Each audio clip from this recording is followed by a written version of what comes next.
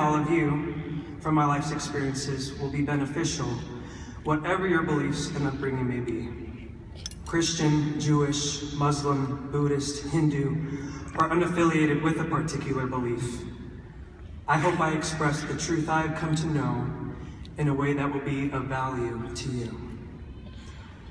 We are all in this world together, so why not support one another and come together in strength to receive the joy that I know we can find in our lives. I invite you to focus on your principles of love, hope, and courage, and reflect on what can be added to these principles as I share with you 8 of my own thoughts.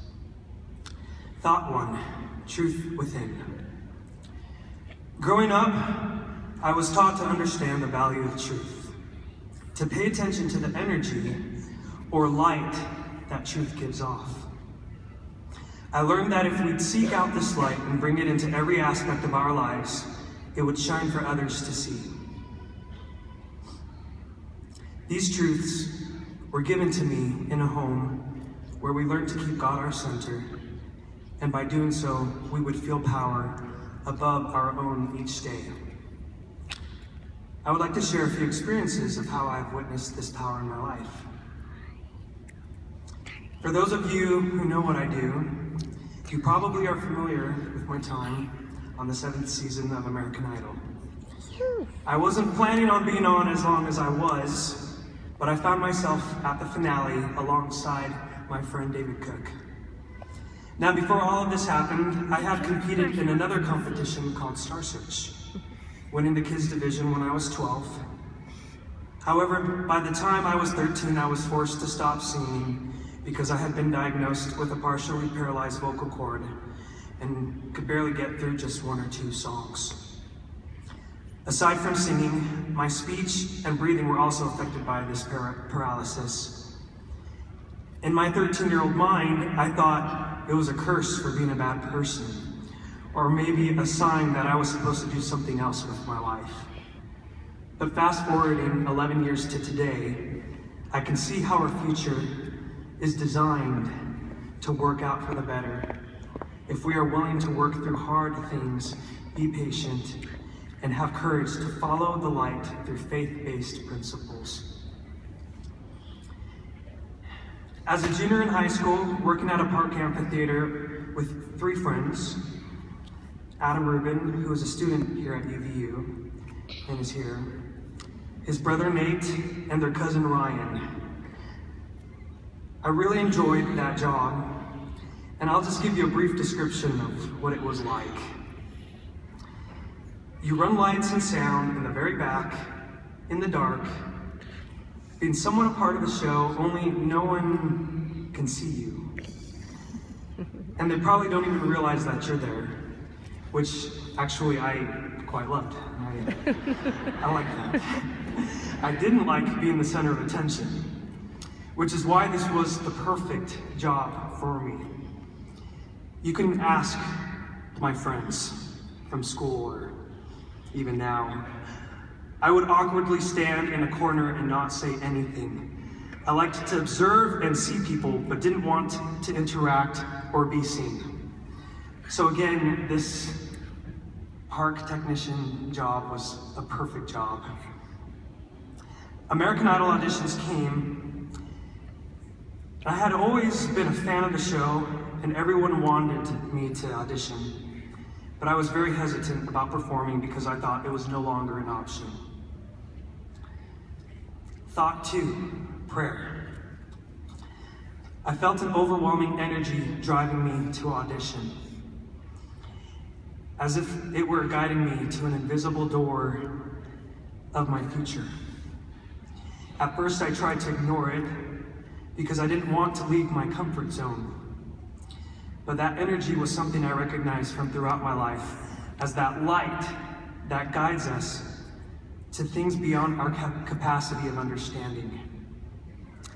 I believe we all feel sparks of inspiration and illumination, and that's probably where the inner instinct of a higher power comes from. Our souls are connecting with something bigger and greater than us. It's impossible to find any words or scientific evidence to explain this. but I know that we all receive these sparks throughout our lives. Now, I tried for a long time to dodge this feeling, but it wouldn't go away. I'm not going to lie, I was afraid of it because I felt it was asking too much of a little person like me. I didn't know why I needed to audition and leave a safe place, so after a while, I decided to take it to God. At home, we prayed a lot, which taught me to build my own relationship with God through personal daily prayers. I went to my room, knelt beside my bed, and spoke to him. I told him I didn't know why I kept getting this feeling to go audition for a reality TV show, but I couldn't shake the prompting I was receiving. I asked if it was really something I needed to do. As I knelt in that prayer, I experienced something I've never experienced before. It was as if this giant wave came and wiped every fear, every concern, and every feeling of inadequacy right out of existence. That moment, I'd come to know that this great and supreme being, who I spoke to in prayer each day, knew me. After that beautiful flood, which brought an unfathomable amount of peace and love into every cell of my body, I heard a voice clearly say, "Go and audition. There's something you need to learn." So after quitting my perfect job, which was not easy for me to do, I went and auditioned. And I made it through. But at first, I was told I didn't make it, though, and was kindly shown the way out of the auditions. I remember staring at the exit sign thinking, what was my lesson here? As I was leaving, the judges called me back over, told me they were just messing with me, and gave me the golden ticket. After returning home with my golden ticket, I was invited by my friends who I worked with at the Park Amphitheater, the Rubin family, to go on a backpacking trip to the Uintas. It was great. No cell phone, no service, no computers, just trees, mountains, lakes, bugs, and quiet. The Rubin family are quite the sleepers, so while they were all sleeping, and my sandwich was my only companion, I went out a little ways and found this enormous rock. I climbed up onto it and sat for hours each day to think. I felt this overwhelming feeling that something was going to take place in my life. I was confused about this American Idol thing. So once again, I decided to talk to God about my situation. I wasn't shown the future, but I felt that I needed to decide who I was going to be.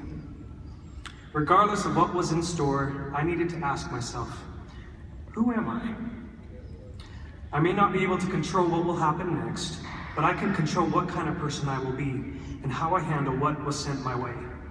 I remember the things my parents taught me, that no matter what situations I would find myself in, I could be true to who I was by listening to a still small voice that would help me recognize light. My time on the rock helped me decide who I was going to be, and that I would always keep what I believed from a religious standpoint first. Those days spent talking one-on-one with God in the Uinta Mountains helped me prepare for what was to come. Thought 3, the greater good. During American Idol, one of my goals while on the show was to choose songs that I felt had purpose. This became a challenge one week when I chose to sing John Lennon's Imagine. During my dress rehearsal, the producers walked up onto the stage, stopped me, and told me I needed to sing the first verse that everyone knew.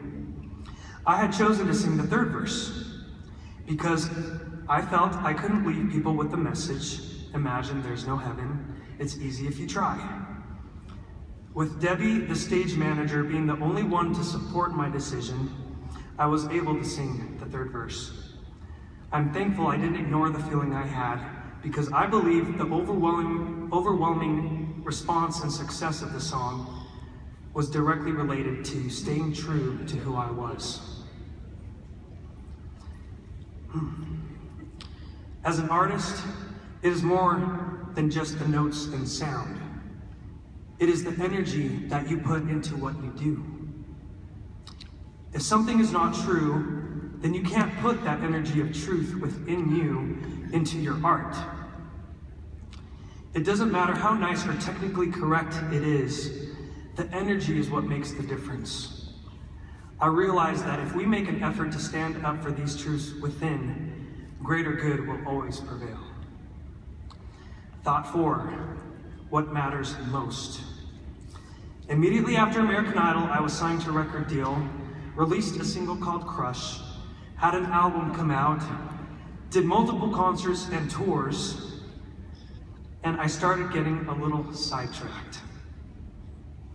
People were suddenly telling me, money and fame and having all these people know you are what make you happy. Girls screaming, I love you! Or marry me!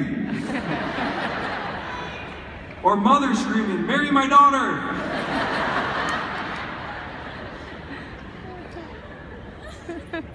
For a while, I thought maybe they're right.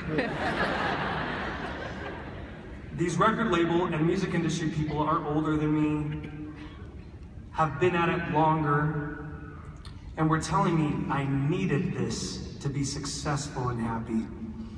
It didn't occur to me that just because people are nice doesn't mean what they say is true. As a performer, when I would speak up and say I didn't feel comfortable with certain songs or scenes in videos, they would tell me, but this is what's popular. You want your music to be heard, don't you? If you want to make a difference in the world, people have to hear your music. And this is what's in. Where I was known for songs like Imagine and When You Believe, they were now telling me, and I quote, we see you more as a white Chris Brown.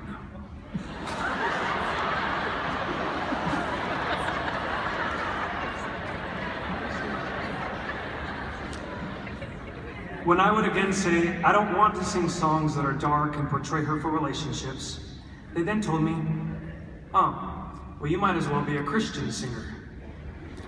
Now, I do love Christian music, but I wanted to show that no matter where you are, you can have the freedom to stand up for truth. You can be considered a pop artist and not have to follow everyone else. Other examples of people who were able to stand up and be true to who they were people I admired like Owl City, Dolly Parton, Phil Collins, Fight for Fighting, Lindsey Sterling, and many more. It got to a point, though, where I let these voices get to me, and I became afraid to speak up about what was important to me. I didn't tell people I believed in Jesus Christ or that I was a Mormon for fear of ridicule or being uncool or being seen as an overbearing religious freak. It was a world where I was now believing you needed to be politically correct, not offend anyone, not say anything that anyone would disagree with, and where you do what the bigwigs tell you. I wasn't sure what I could be open about anymore, even though I still considered my religious beliefs to be what was most important in my life. Which leads to thought 5, facing fears. As in times before, I began to feel an overwhelming energy pulling at my soul, telling me once again to do something that was not easy. Leave my comfort zone and put a hold on my career and life to serve a mission.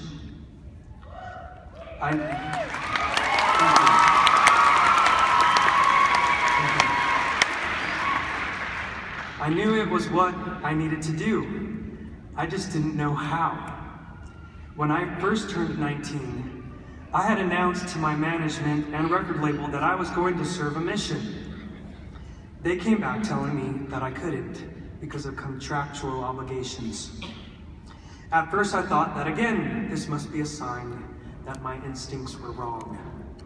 But later on, with help from my mom and friends, I realized that only I could decide what matters most to me. After over a year of obstacles and preparation, I turned in my mission application, and in November of 2011, I received my call to the Chile Rancagua mission. I was excited to pay it forward. Because of my fear, however, I thought about leaving without letting anyone know. Or releasing a video message. That way I wouldn't have to face disappointment or misunderstanding from others. While doing a Christmas tour, my road manager, Carrie, who is also here today, told me, "I think you owe it to your fans to tell them face to face. And not just face to face, but at one of your shows." I knew she was right. I needed to face my fear, knowing what could follow. I announced that I would be leaving in front of my hometown of Salt Lake.